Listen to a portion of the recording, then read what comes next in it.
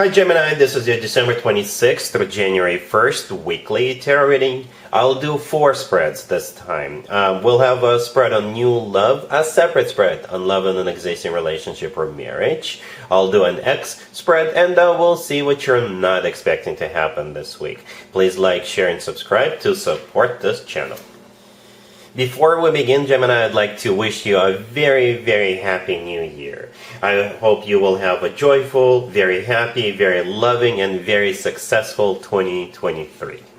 And this first spread is on new love this week. We have the Ace of Swords, clarified by the Eight of Wands. We have the Knight of Swords. Then we have the Six of Wands, clarified by the Chariot. In the potential outcome, we have the Fool with the Wheel of Fortune and the Ten of Pentacles. And we have the Lovers on the bottom of the deck. You could be dealing with a fellow air sign, another Gemini, Libra, or Aquarius. We also have Cancer, Aries, and Sagittarius on the table. What I noticed right away is that the main spread on the left before the potential outcome spread is a very decisive action-taking spread.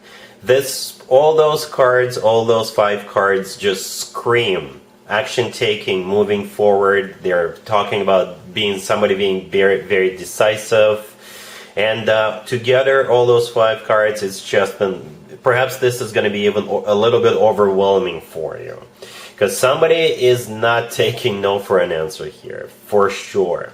Right? The Ace of Swords, the first card that came out, this ace is the most decisive ace out of all 4 aces. The Knight of Swords right next to it could be an air sign, just like yourself, Gemini, Libra, or Aquarius.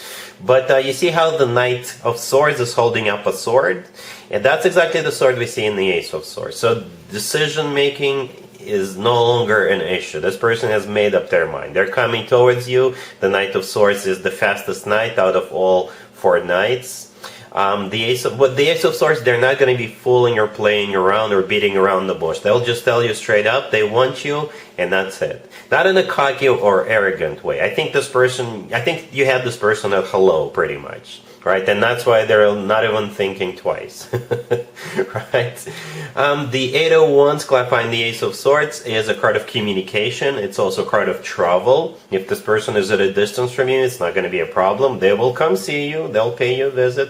And my favorite interpretation of the Eight of Wands is the Cupid's Arrows card. So yeah, this person, I would just have to assume, is madly in love with you. And that's why they're not stopping. They're just going for it. And then we have the Six of Wands, clarified by the Chariot. The Chariot could be a Cancer you're dealing with, but the Chariot is another travel card, right? Just like the Eight of Wands and the Knight of Swords could be. Again, expect this person to show up. But at the same time, there's 2 cards in a tarot deck that usually symbolize victory and success. Both of them are on the table. The Chariot is the first one, and the Six of Wands that the Chariot is clarifying is the second one. So this person wants to win you over.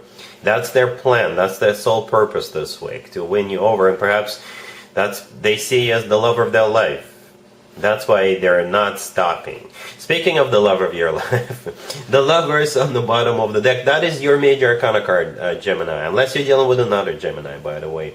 But as some of you may already know, the same card could be interpreted multiple ways, even in the same spread. In my opinion, the Lovers is the best card when it comes to the actual love connection between 2 people. The Lovers is a soulmate card. The Lovers is a twin flame connection card. The Lovers is the lover of your life card. That's probably why they're not even thinking twice. They think of you as their love of their life. And I don't see you resisting, Gemini. I don't see you hesitating either. In the potential outcome, we have the Fool with the Wheel of Fortune and the Ten of Pentacles. Look at that. The Fool could be an Aries you're dealing with, but the Fool is a card of taking a leap of faith. The Fool is also a card of not thinking twice, just going for it. Right? It's a major arcana card. It's the start of a new beginning. It is a card of taking a risk. But let's face it. Every single relationship we enter is always taking a risk. It could be a matter of 5% or 95% taking a risk, or anywhere in between. Right? The Wheel of Fortune in the middle could be a Sagittarius you're dealing with, but the Wheel of Fortune is the start of a new cycle, a very fortunate new cycle. You know, the word fortune is there for a reason. And the last card I came out is the Ten of Pentacles. The Ten of Pentacles is a rock solid commitment. It sounds a little bit contradictory because it feels like you guys both of you are just going to jump head first, but we end up with the Ten of Pentacles. Like I said, it's a rock solid commitment. It's or marriage. The Ten of Pentacles is when people buy real estate together, they grow old together, have children together, and all that good stuff.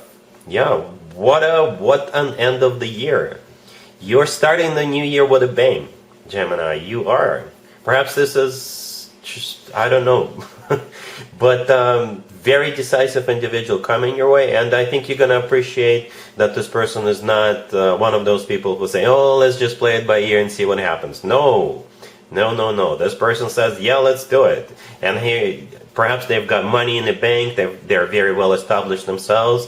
Hence the Ten of Pentacles. Or the two of you will make a lot of money in the future. You can run the business together. I don't know, but this is just so fast in the future, in the immediate future, but in the long-term future, it's rock solid commitment. All right, I'm not even going to do an extended for you because you got it. Look at this. All right, really happy for you, Gemini. Congratulations. Gemini, if you are already married or if you're in a relationship, this spread is for you. We have the Eight of Wands, clarified by the Queen of Wands. We have the Ten of Cups. We have the World, clarified by the Page of Pentacles. And we also have the Queen of Pentacles on the bottom of the deck. It looks like you've got people, or you're traveling with those people, or those people are coming over and staying with you. I don't know how those two queens are associated with you. Could be family members, one of them could be your mom, your sibling, your aunt.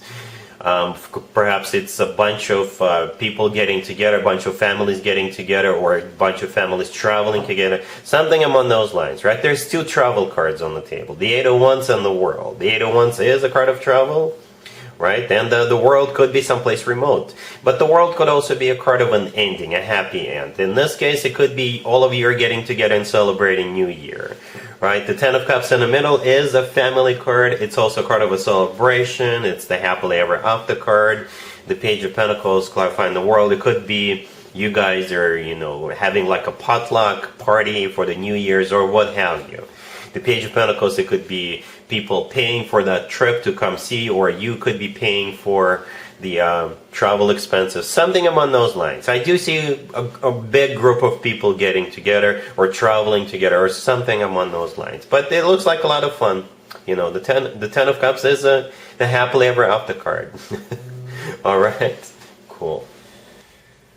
Let's see if anybody comes back from the past for you, Gemini, this week. Keep in mind, it could be somebody from a couple of months ago, a year ago, or a couple of years ago, so it doesn't have to be the most recent ex, and in this particular case, it doesn't even have to be an ex.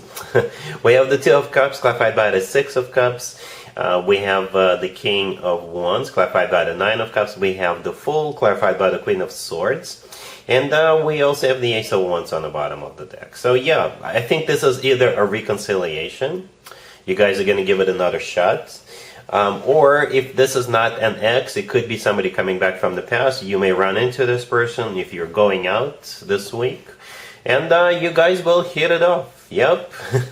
We actually start off with the Two of Cups clarified by the Six of Cups, right? Both of those two cards are soulmate cards. Both of them are. The Six of Cups, in addition to being a soulmate card, is also a card of somebody coming back from the past. For some of you, it is an ex. For others of you, it's just somebody whom you haven't seen in a while.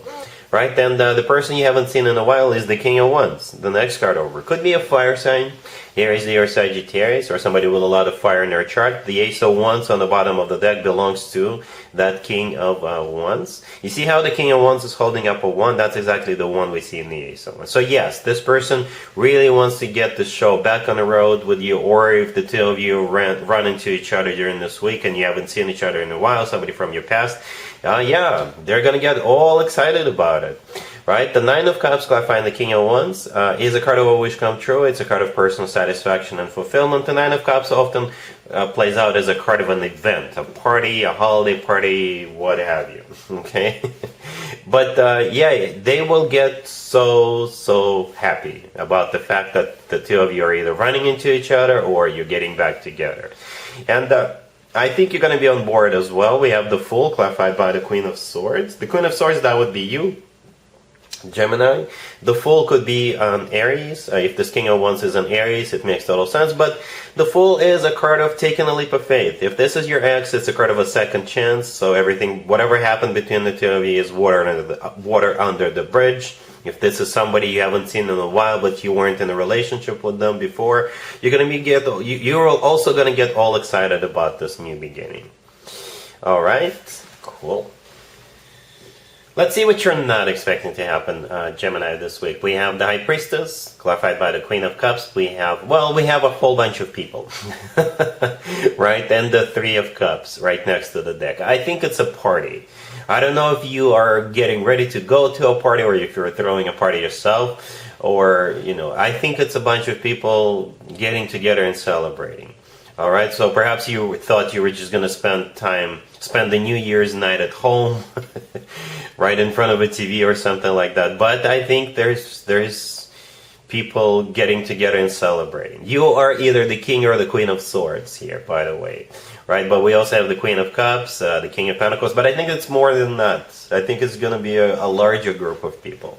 The High Priestess, the first card that came out, is a card of something we're not expecting in this case. It's a card of secrets, right? And it's clarified by the Queen of Cups. Perhaps the Queen of Cups is organizing something, or they're throwing a party at their own house or something like that. Not necessarily them. Perhaps it was just a way of the universe to show that there's going to be a whole bunch of people, right? But yeah, the Three of Cups right next to the deck is a card of a celebration, event, party, gathering, what have you. And that's what you're not expecting. If you're the one throwing a party at your house, at your place, perhaps a few people will crash it. I don't know. All right, so yeah, that's what you're not expecting, and that's what I have for you, Gemini, for this week. If this video resonates with you, please like it. Please also share and subscribe. A Happy New Year one more time, and other than that, Gemini, have an amazing week.